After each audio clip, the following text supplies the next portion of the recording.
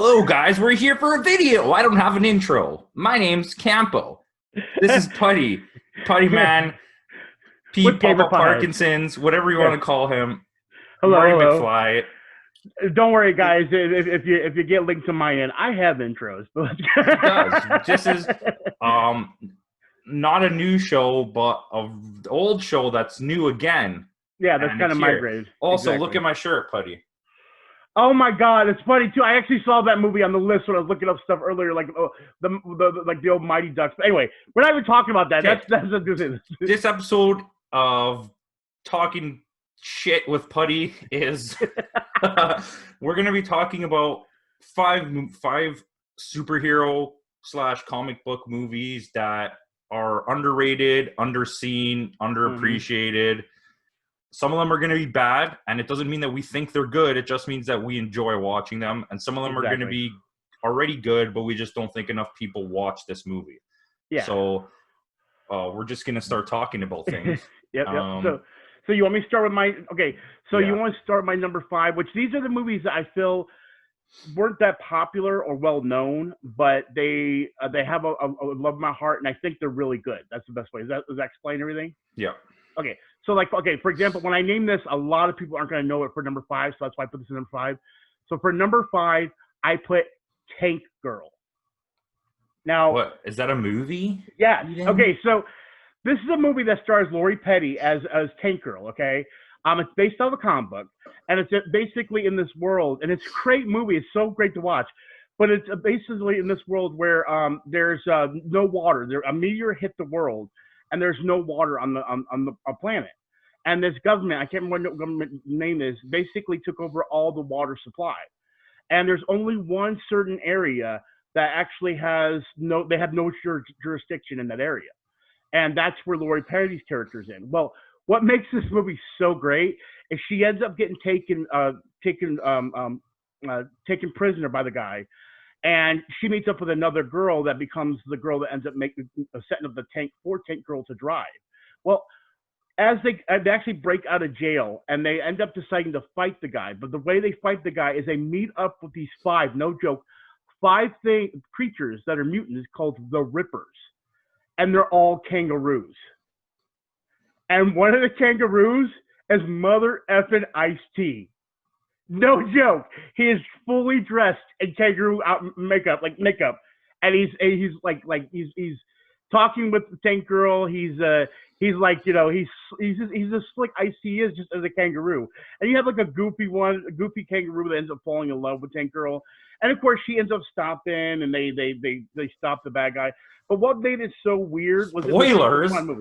What's that? Yeah, exactly. Well, I mean, yeah. Well, I'm guessing. Okay, that's old. You know what I mean? You have time. I don't care. Keep going.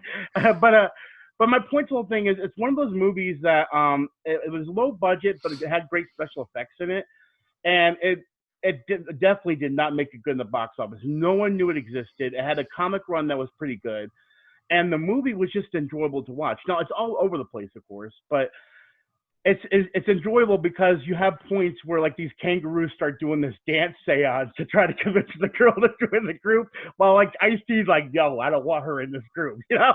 So it's just this odd contraption, a movie that was so enjoyable, but it was so horrible. But at the same time, I felt like it was a good movie for its time, but it just missed that window of opportunity of everyone seeing it. So that's kind of like what I was thinking when it came to the list. Those movies that no one knew about, I thought were good, and even if it wasn't good, at least I enjoyed it, if you know what I mean. So that's my number 5, Tank Girl. Tank Girl's, I don't want to say it's underrated, because like you said, it's kind of like goofy, but it's a good watch. Something that people should watch. Like, you'll enjoy it if you smoke some wacky stuff. Exactly, and that works on my end. So okay, so I don't really have an order. I'm just going to say things. Okay. Ghost Rider. I agree. I don't even think it's that bad of a movie, to be honest. I think it got completely swept under the rug. Right. When it came out. It's literally just a vehicle for Nick Cage to be Nick Cage, and I mean, you can't really go wrong. Like, it's not as bad as everyone says. It's just right. Personally, I think like I'm not going to give you a full rundown of the movie. We leave those for Putty. Yeah. But I honestly think that if you watch it as just an action movie, that's like a 90s style action movie. That's what it reminds you of. It's just kind of goofy and does its thing. And it just came out at the wrong time. It came out at a time when people didn't want those kind of movies anymore. They wanted like more serious, gritty superhero movies, and kind of got brushed under the carpet. But Ghost Rider. Well, yeah, I'll agree. Those were one of those movies. I felt like it was a success. I didn't get to see the second movie only because the whole vengeance line was something that I loved, and a lot of people said it was worse than the first movie. Which it's really bad.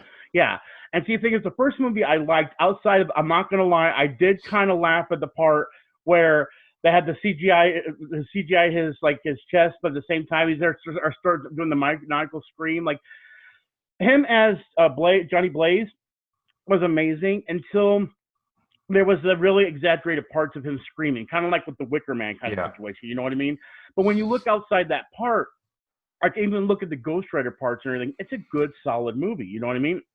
And I feel like I agree. I feel like it's one of those underestimated. Maybe that's the reason why I didn't put it on the list, because I actually felt it was a good movie and I thought it was successful. So I guess maybe that's why I never really thought it was one of those. So yeah, you're right about that. It's never talked about, but it's definitely one of those things that I felt like was good. But I'd be up for a reboot as well too. So it's not one of those. It needs a reboot, 100%. Oh, of course. It's a character I feel like that Marvel needs. Oh yeah. And I know they put him in Agents of S.H.I.E.L.D., but I didn't really get to enjoy that. It wasn't bad, but I don't like that show, to be honest with you. I was a hit or miss for me. The first few seasons I loved, and then it kind of went downhill for me. That's how I felt. You know what I mean? So. Okay, well, let's go. What else do you have? Okay, so for number 4, and this is not the 90s one. This is the new one with Carl Urban, Dredd. Urban? Yes. Yeah, Carl. Was it Carl Urban? Was that his name? I can't remember his name. Yeah, I thought it was Carl Urban.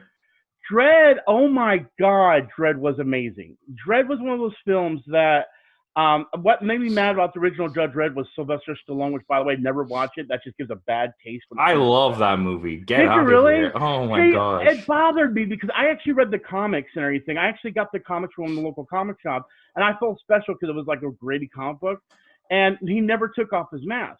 And it was a known thing in the comic books even that he never took off his helmet. That was the problem with making it Sylvester Stallone, though. Yes, I agree. Because you can't have Sylvester Stallone of that star power and you're not going to show him, right? It's kind of just defeats the purpose. Right, I agree. But at the same time, look at Carl Urban. He was actually pretty big at that point when they made that movie. Yeah, but not like Sylvester Stallone, right? Well, true. But at the same point, don't hire Sylvester Stallone when you're making a Dredd movie. You know? Also, he took so much...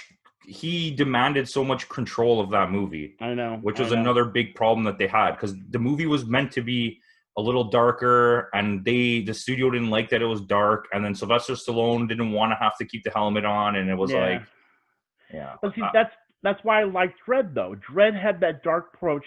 It's like one of the movies I actually have on the list I love. That's later down the list, but the problem is they didn't go as dark as they should have, which we'll get to that later. But for this one, they actually went dark. But the problem is Dredd fell under the radar. No one knew it existed or even knew who the character was, because at that point when Dredd came out, Judge Dredd as a cartoon or as a comic book character or something like that was not well known anymore. You know what I mean? So that's why I feel like it was one of those movies that wasn't successful, but it was a well done movie. Action packed, every single scene. Well, like he was very intimidating. It's kind of like the whole Mandalorian effect. You know what I mean? Like he was good under the mask without having to take off the mask. You know what I mean? And that tells you as a good actor when he can actually act without you seeing his face. You know what I mean? So definitely, I just had to throw that one as a quick one out there. Dredd was just amazing to me. It's funny that you said that Mandalorian comment, because while watching the Mandalorian the whole time, every single time he almost took off his mask, I was like, if he takes off the mask, I'm never watching this show again, because it defeats the whole purpose of it. Yep. Anyways, but just on that quickly, I'm not a huge fan of Dredd. Right. I really like the action of it. I think it's amazing. I think Carl Urban did a good job. I don't really like the movie as a movie. Like it for me, nothing about the story or the characters works. It's all just gibberish. Like the girl cop is like a huge, just like waste of space. Like she's just there to be there. So like, can we get some pretty girl to be just stand next to him sometimes? And they're like, okay. Well, yeah. that was kind of the same way in the comic book because like they had a female counterpart for him at some points in the comic book, but it felt like it was just at its face. You know what I Yeah. mean? I don't Or a hate the body movie. kill. Yeah. I like it. I think it's a little. It's also kind of a ripoff of the Raid. But anyways, Well, yeah, but if you really okay, we can get into that in a whole other yeah, story. it's You know what another I mean? episode. Okay, I'm gonna go with Teenage Mutant Ninja Turtles 2: Secret of the Ooze. Wait, what? Whoa, really? You consider that underrated? I do because I think that the first one was so good and the third one was so bad that this movie in between gets like whether it's underrated or not, nobody really watches it because the fans of the first one was so dark and gritty, and then this one kind of became more comedic. And then the third one's bad. So people nowadays will watch the first one and won't even bother watching the sequels. See, that's funny too because the thing is, the first and second one, like I understand, like I can get into depth with it when it comes to Ninja Turtles. The first movie, my mom hates it because I literally can recite the movie from back to front. Like right now, I can recite the movie. Yeah. And see, the second one I love, but I know like a lot of things changed with the second one. Like they didn't want them using their weapons because they felt it was too violent. And you know, like for example, the kid, Ernie Ray Jr. or Ernie Kino. Yeah, Kino. The actor that played him actually was one of the original Ninja Turtles. Yeah. So they actually expanded his role or gave him a separate role and everything. And see, like for example, there was a lot of dispute with that movie because it wasn't Bebop and Rocksteady, it was Tokka and Razor. You know what I mean? But even okay, let's put it this way. That's one of those movies that I'm shocked at. The reason why I guess I'm like, oh my god, that's on your list is because for me, that right there is MCU status. I'm telling you right now, in my eyes, you that get movie Super is Shredder. Like, come on. Yes, I know, and that's what I'm saying. Like, listen, I can. Another thing is, and that fun thing, I actually have memorized "Go Ninja, Go Ninja, Go," the Ninja rap. All right, I literally can recite that song. No Vanilla Ice allowed on this channel. Right? I can pop it off like anyway, but yeah. So I'm actually surprised it's on your list, not because I'm saying it's bad, just because I never really considered it an underrated film. I felt like it was a very successful and loved film. The third one is the one I felt like was the one that got a lot of hate. Everything after, though, I feel like at the time when it came out, yes, it was popular. But as soon as it went away, like the VHS release finished, and it was like 1996, nobody remembered Ninja Turtles 2 anymore. If anybody talks about anything, it's always about the first one or how bad the third one is. It's nothing. It's true. It's not about because the third one is like really bad. Yeah, but see what I did love about the third one though was that when I watched it, I was one of those kids that read the comic book. Like I said, I actually read the comic book before the cartoon, and I was one of those kids that when I saw it, the scepter, the time scepter, is actually something that was used in the comic book that never appeared in the cartoon. So when people were like, "What the heck is this?" My eyes lit up. I was like, oh. And there was a female character by the name of Angel. I can't remember her name. It's a female like Angel character. That's the one that uses the time scepter. And when I saw they replicated that scepter exactly like from the comic book, the inner geek in me loved it. But then as soon as the movie started, I knew how bad it was. So seeing the trailer, seeing the scepter, I was excited. And as soon as I got in the theaters, I'm like, oh god. Yeah. Like you could tell Jim Henson had nothing to do with making these things. It got weird. They changed the look and everything. So okay, what's your next one? Okay, so my next one is actually Mystery Men. That was let me tell you something. I was about to put that on my list, but I was like, you know what? I'm just not going to do it. But that movie is underrated. Yes. It's underappreciated. And as far as comedy movies go, it's completely been forgotten in 2020. I know. And it's amazing. You have Hank Azaria, Ben Stiller, Janine Garofalo, William H. Macy, Paul Rubens. I mean, just the point. Yeah, what's his name? Keenan. Cal Mitchell. Yeah. Cal Mitchell. Remember, he was the invisible boy that was like no one could look at him from to be invisible. It's like literally in his scene, he's like. The star power in that movie is mental. Amazing, and it's like the thing is those are one of those movies that when I watched it, I actually got it on VHS when it came out, and it was just like my Ninja Turtles. I watched it over and over again, and I loved it so much. But like when you mention it to people, like what? And they're like, yeah, like especially with that star power, they're like, really? And I'm like, you need to go back and watch it. And everyone I recommend this movie come back and go, wow, that's an amazing movie. It's one of those movies that it got lost in the shuffle, and because of comic book movies being big right now, I feel like 100% it needs to be, be loved for what it is and how great it is. You know what I mean? I agree. So, but yeah, that would be number 3 for me. Mystery Men, all the way. I love it. Okay, so I'm gonna say another one. Okay. It's hard for me here because I don't know how underrated this is, but I feel like it's same thing as the last movie, Blade 2. Okay, that's funny because of the alternate list I told you about actually has one of Yeah, those on there. I But anyway, figured that that's what you were talking about, to be honest with yeah, you. But it's it is underrated. Like if you see yep, its rating score, it's too low from on all critical sites. right. It's equal to, if not just a little bit worse than the first one. And I only say that because the story for it is kind of, it's a little bit weaker, but the introduction of the new vampires, the Reapers, Mm-hmm. and the way that it's filmed, and like it's so, like, it's just so cool.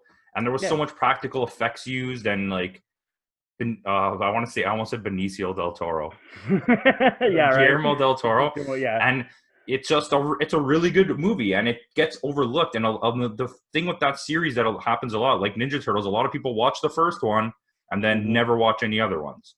Well, see, it's the same thing with that one. The first and second one, I felt like it's the same way as Ninja Turtles. I love both of those. I have the trilogy, and even the third one. If I you like the third one. yeah, exactly. If you compare the the Blade trilogy compared to the Ninja Turtles trilogy, the Ninja Turtles 1 and 2, phenomenal. 3, horrible. Blade 1, amazing. Best Blade ever. Blade 2, awesome. Blade 3, just as good. It's just, it's one of those things that again, because the MCU being so big, they want to revamp that. And I loved what Blade did because Blade did lead in the rated R movies, but like, there's something just in general when it came to that first movie where, you know, when that first scene with the whole vampires and the blood scene was just amazing. So, you know, there's a lot to live up to when it came to the first Blade movie for the sequel, but it still did a good job. So that's, again, that's another one of those that in my head was the same thing with Ninja Turtles. I just felt like, I guess in my own state, I actually thought it was something that was always successful and everyone loved it. You know what I mean? Which, Yeah, yeah, you're probably right. There's a lot of people that don't like it, and I just don't realize it. You know what I mean? Because I never yeah, look at Rotten Tomato scores that much, and that's where people are like, "Oh, you're biased because you don't understand good movies." yeah. And it's like, I don't know, but yeah, I think as far as like being well known, Blade 2 is not well known enough. Right, right, right. Because, like, Well, as I said, these lists are just a mashup of underrated, underseen, like, mm-hmm. overlooked movies. It's not really just one category anymore because we Yeah. both kind of goofed it up. Well, we were But, trying to decide what would be underrated and underlooked under us because especially when you see that my last two, my number 2, my number 1, you'll kind of see why. all right, give me Because one. okay, so for number 2, this movie should have been rated R.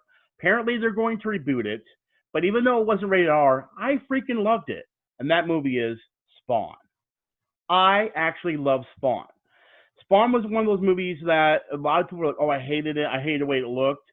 But for the time, for what they were trying to give us to keep it that PG-13 so kids can see it, it was really still enjoyable. You know what I mean? For what the times were, and even when I look back, I actually have, I don't know where I put it, but right over here. See, I actually have the Blu-ray of it, and I loved it so much. I was like, just like the Blade trilogy, I had to go pick this up, but I felt like it was one of those movies that no one liked. And everyone was like, "Oh, it's horrible. The CGI is horrible." Yeah, for the time it is. But even when I go back and watch it, you know, John Leguizamo as the clown, aka He's the Violator, best is, part. oh my god! But see, Michael Jai White is still even good because I even have Michael Jai White when he played Jax for the Mortal Kombat movie, and I feel like Michael Jai White is one of those action movie stars that kind of fell under the radar as well. Like it wasn't well known, but The I loved reason him. why, though, he's more of a stunt man than he is an actor. So if you look at like his filmography, a lot of his actual stuff is stunt work, and then Right. he just slowly earned a place in like getting into movies. Like, I think he's good in Batman. What's it Yep. called? The Dark Knight? Is it The Dark Knight? Yeah, the Dark Knight, Yeah. the Dark Knight with Heath Ledger. Yeah, see, but that's my thing though. This part, when it comes to Spawn, anyway, Spawn is not really a comic book character that's like all over the top like the Joker or something like that. He's very dark and brooding, which I feel Michael Jai White kind of brings that in his regular day when it comes to characters. You know what I mean? So that's the reason why I felt like it's one of those underrated because like, oh, he's so boring and brooding, and he's not like there's no look to his face, and I'm like, but that's what he's supposed to be. Exactly, and that's what it's like. The people that watch these movies don't realize where they're coming from, and so a lot of times they miss now when it comes to like Marvel, you could have an actor that's not good, but as long as the movie and the plot and everything is good, the movie's successful, and they say, oh, the actor's great in that movie. I'm like, well, he wasn't that good. It was just the movie was good. You know what I mean? And that's the thing that people don't realize, that back then it was the same thing. They just didn't know the source material. And because they didn't know, because people know who Spider-Man is, but no one knows who Spawn is. And that's the reason why I feel like a movie like that is genuinely a good movie, even though it despite its flaws, and it's still an enjoyable movie. It's not the best comic book movie out there, but for what we got, I really enjoyed it. And I just feel like they should have pushed the envelope. That's the only thing. It should have been rated R. But that's why I put it at number 2, and my number 1 movie actually is a little bit different. But anyway, that's it. Number 2, Spawn. Okay, so for me, I have a hard time here. I have 3 movies. 2 of them are considered bad, and I like them.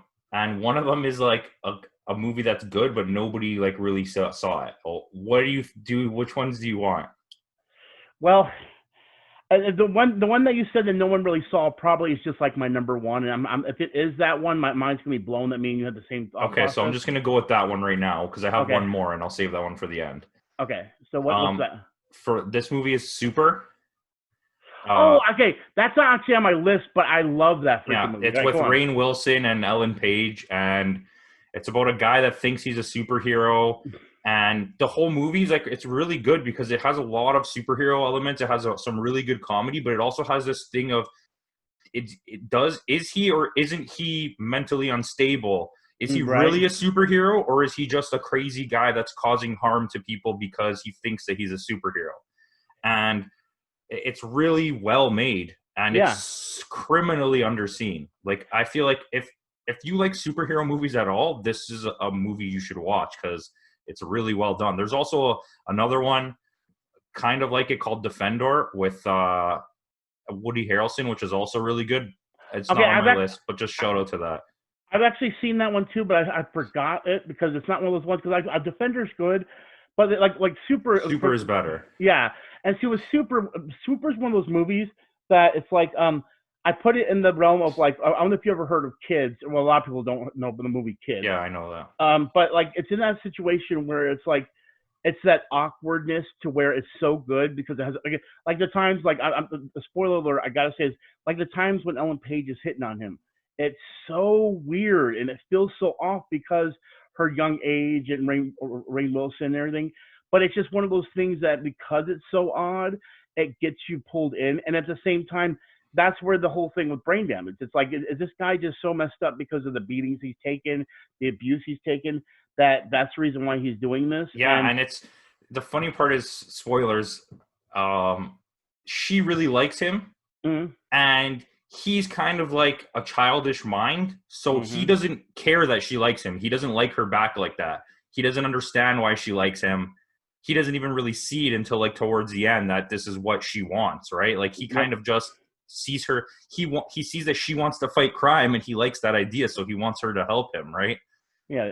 But she only wants to do that because she likes him and he doesn't get it. And it's like, I don't know, it's a really good movie. I don't want to tell too much about it. Yeah. Give me your number 1.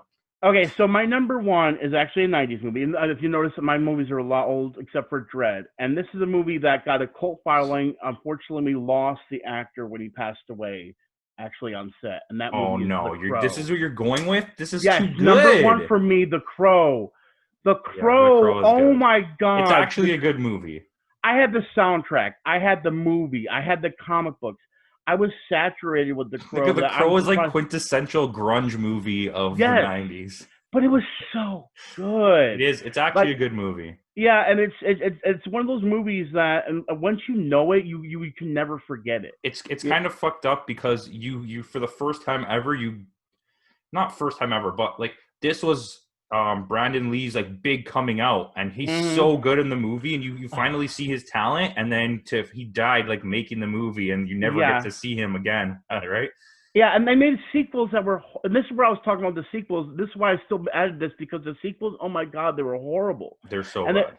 and they were trying so badly to get that Brandon Lee, but you can't, because it's not even just Brandon Lee. Like, I can't think of his name, but the actor that played the bad guy, and like just I simple can't scenes, like remember. yeah, I can't remember, but the guy with his called Knives, and his knives, like even the background characters, the side characters, the bad guys were so great. But what made it even better was the relationship with the cop and the little girl connected to him. You know what I mean? Where they knew where he's coming from because they were there when when the thing that sets. Okay, I'm gonna put it this way. I don't want to spoil anything, because if you do watch this, I will say without a doubt you need to go watch The Crow. So I don't want to put any spoilers. Of all the movies on this list, I think this is the best movie that's the least seen. And exactly. I agree with you. You should just go watch this. Yeah, and see, I don't want to spoil anything, but the cop and the little girl that lead into the Crow character, Brandon Lee's character, the connection they have because of what happened in his past, which again, I can't say, but it leads to why this movie happens. You know what I mean? And you know what I'm talking about, so I don't have to sit here and try to explain it to you. It's just, yeah.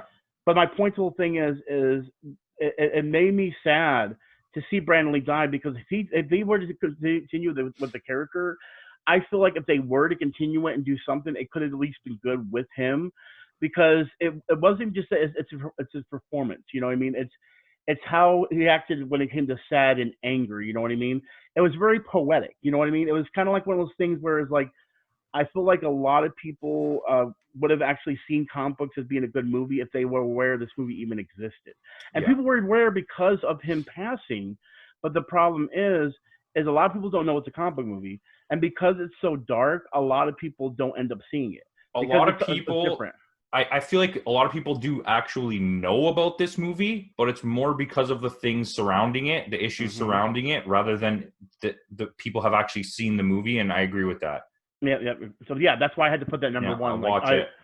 Like, it's amazing, and to this day, I will always love that movie. Okay, so I had two here. I have a bunch actually, so we're definitely doing another one of these. This is a pretty good. I enjoy this video. Right. I'm gonna go with this one just because he's my favorite character of all time, and this movie is Batman Forever, and it is absolute garbage fun. Like, if I agree, I can watch this movie forever. Like, it's so much fun. Batman Forever. Oh my gosh, that's what a pun there. Yeah. But it's just fun. Like, you could see where he wanted to go with the movie and where the studio was like, you need to change this, and this. Like, I'm not saying Schumacher would have made RIP, would have made a better movie, really, if they let him do his own thing, but I want to release the Schumacher cut, okay? Hashtag release the Schumacher cut. It's like the Snyder cut of Schumacher. Exactly. I honestly, I'll tell you right now, I would rather have the Schumacher cut of Batman Forever that apparently exists than have the Snyder cut of Justice League, because that's all phony baloney that he's pulling right now. I agree.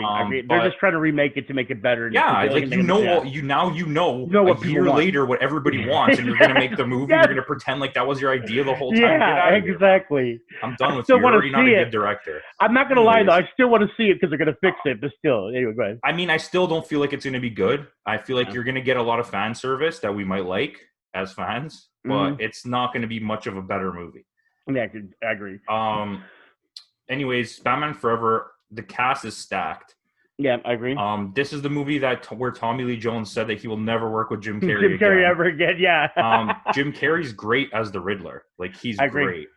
We don't really get much from Tommy Lee. Like, it's probably his most, like, vibrant performance ever, but it's not really good. Yeah. It's just, Val Kilmer was okay. Yeah, Val Kilmer's probably the worst part, to be honest with you. Like, the good guys, what makes that movie so good is the bad guys. That's what it is. I agree. And Tommy Lee Jones, I feel like in the thing, he was just tired of it, so he just didn't really try so hard. Yeah, he kind of gave up. Yeah, but in return, because he didn't try so hard, it became an enjoyable role. It's kind of like when someone, it's like The Room, you know what I mean, where he overacts. I felt like that's what Tommy Lee Jones did in this. He just basically went Tommy Wiseau on it, and in return, it gave like one of the funnest performances ever. You know what I mean? And it gets go. I would say, and then in return, Jim Carrey, I felt like that was needed for the Riddler. I felt like the Riddler needed to be that wisecrack and craziness, because already a character in the world of Batman that uses riddles to solve problems, that a lot of villains are going to be like, that's the stupidest thing ever. But he made it his own. He was and misused. made it really sadistic. Exactly. They didn't use, like, I'm okay with the character he played, perfectly fine with that, but they never gave him anything for his own personal, like, use against Batman, because in the comic books he would have had like an elaborate scheme, which he does, but he doesn't really put Batman through anything. He doesn't make him solve any riddles. He doesn't like lock him in a building and the only way to get out is to figure this out. And I would have liked a little bit of that. Also, Nicole Kidman has absolutely nothing to work with. They're like, just look hot, stand here and look hot. And it's so weird because at the time she was already pretty big. And to see how big she became, it was like you literally paid an Oscar-winning actress a shitload of money to be in your movie to just stand there. Yeah, and look pretty, exactly. And it's like, it doesn't make sense to me. Chris O'Donnell is like the male version of Nicole Kidman in this. They're like, just put on this thing and look pretty. But Joel Schumacher was like, I just want to see hot boys. So they're like, okay. They're like, and I don't know. The movie is in a weird place because like it's not like great, like I said, and it could have been better, but it's between one of considered the worst movies ever made and two quality Tim Burton movies. So it's in a weird position. People didn't like the transition from Tim Burton. Nope. And then when everyone hears the stories about how bad Batman and Robin is, which I still think that's a fun movie, but I didn't want to go all the way to the deep end and pick that one, so I'm okay with Batman Forever. Well, see, that's the problem, though. With Batman Forever, the villains were good. That's what made that movie good. When it comes to Batman and Robin, the villains and the good guys were just horrible. I mean, think about it this way, all right? The only person I feel that might have been halfway decent would have been Uma Thurman as Poison Ivy. But like Arnold Schwarzenegger, I loved him in his other movies and everything, but him as Mr. Freeze with the puns, it just became so saturatedly bad, like it was just a catchphrase kind of thing. And then you have, which in my eyes, I'm not gonna lie, when I was younger, I had a thing for Alicia Silverstone. I thought she was sexy. Who didn't? Everyone did. But the thing was, when she came in as Batgirl, and then I was like, oh my god, we actually have Commissioner Gordon's daughter, and then they changed that whole thing, and he was now the butler's daughter. I'm like, what? Well, it was like his niece that was his daughter, and like niece, But it was like it was really jumbled. Like it makes you think at one point that it is his daughter. Like it leads you to believe that. Yeah, and it leaves you on that note, sort of, where you never really. I don't know. It's just. That's a mess of a movie. Uma Thurman is a smoke show in it. Yeah. Like I don't ever remember her being as good looking as is in that movie. But then again, same thing with the Batgirl. Oh my God, Bane was so ruined in that movie. Oh my God, yeah, and friggin' Robin's ass when those close-ups. Are you kidding me? Bat nipples, a credit card. Like, okay, we have it all there. But I remember I saw Batman Forever in theaters on opening weekend, and we sat in the front row. My whole family was in the front row, and I just remember being like, and it was like so weird. But it was Batman. Like Batman to me is like the ultimate. Well, what you don't get, this is the time that me and my mom, when we saw was it Batman Forever or Batman Returns? I can't remember. But when we got out of the theater, we actually went to McDonald's, and they had those glass mugs. Yeah, I have all the glasses though. Yes, I still don't have them anymore, but we actually went, and my mom tried to buy all of them. And what's funny is when we saw, I think it was Batman and Robin, when we saw that movie, we came out going, we love it. And as I got older, I'm like, wait, this is a piece of shit. Why did I like this movie? You know, it's one of those things where you get desensitized because you're just happy to see a comic book turn into a movie. So it's like nowadays I can actually be a lot more judgmental. It's fully embracing of comic book. I'll give it that. Exactly. It looks like a comic book. Exactly. So I can understand why they did that way. Now I do want to get in because you were talking about before, and I don't know how long we not much. Okay. Like 2 minutes. Do we really only have 2 minutes? Yeah. Okay. So the other movies I put on there, and I'm gonna go ahead and list them now. Wait, no, save them. We're gonna do another episode. We're gonna do another one. Okay, we'll do the other one then. Okay, All right, so guys. Thanks for your good old friend Peter Potter, Pepper, Pothead. This is the show which doesn't have a name yet. It's me and this guy, and we say things. And we talk movies and geek culture and comic books. Comment, subscribe, RLG, RLG2, Gamer Potheads. That's it. The episode's over. Go home. Why are you still here? and click one of the videos on the left or right hand. I don't know where it's going to be on your screen. You know how it is. Just figure it out. All right.